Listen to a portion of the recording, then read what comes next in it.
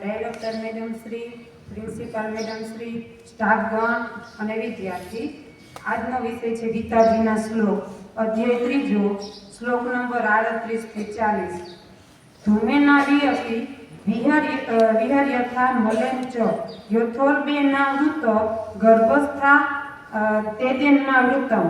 જેમ ધુમાડાથી અગ્નિ અને મેલથી દર્પણ ઢંકાઈ જાય છે તથા જેમ ઓઠથી ગર્ભ ઢંકાયેલો રહે છે તેમજ આ કામ વડે જ્ઞાન ઢંકાયેલું રહે છે।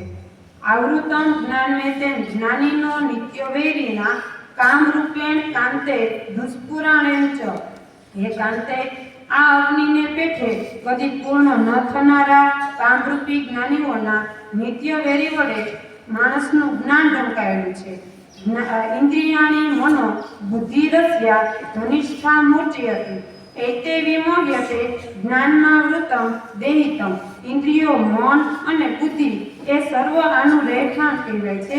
આ કામ મન, બુદ્ધિ અને ઇન્દ્રિયો દ્વારા જ્ઞાનને ઢાંકી દઈને જીવાત્માને મોહિત બનાવે છે।